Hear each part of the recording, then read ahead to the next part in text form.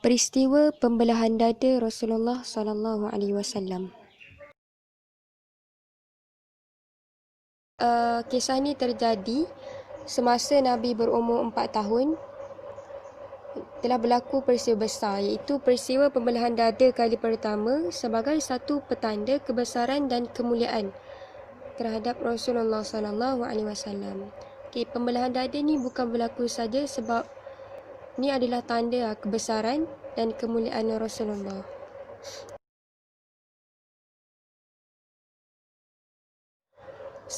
Macam mana peristiwa ni boleh berlaku? Pertama sekali, Jibril mendatangi Rasulullah ketika Nabi Muhammad SAW masa tu sedang bermain-main dengan beberapa orang kanak-kanak. Masa tu Nabi kanak-kanak lagi sebab dia umur 4 tahun. So dia tengah main dengan kanak-kanak tu, tiba-tiba Jibril datang dekat Rasulullah. Lepas tu tiba-tiba Jibril pegang Rasulullah dan dia baringkan beliau. Lepas tu Jibril lalu membelah dada dan dia mengeluarkan jantung beliau. Kemudian jantung tu dia ambil dan dia buang segumpal darah yang ada dekat jantung tu. Dan jantung yang dibuang darah tadi, dia bersihkan dengan air zam-zam dalam sebuah bekas. Lepas dia dah bersihkan jantung tadi dengan air zam-zam, dia pun ambil dan letak balik dalam dada Rasulullah dan dia jahit dada Rasulullah kembali.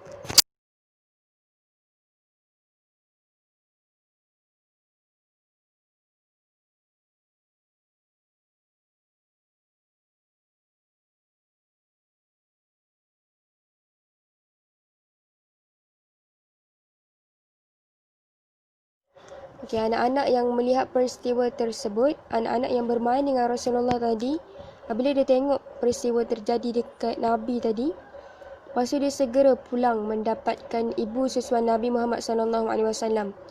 Dia segera pulang. Masa tu ibu susu Nabi adalah Halimatus Sa'diyah.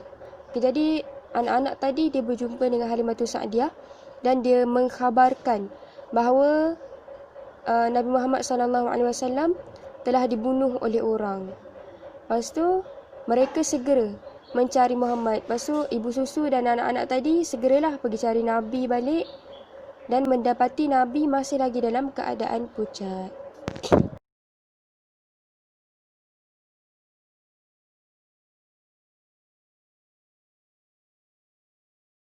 Peristiwa ni terjadi merupakan salah satu faktor yang menyumbang ke arah penyerahan semula Rasulullah kepada jagaan keluarganya, iaitu ibu baginda sendiri, Aminah.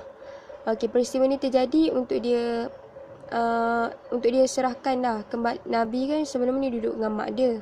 Lepas tu dia duduk dengan ibu susuan dia yang pertama. Lepas tu yang kedua ni Halimatus Sa'diyah.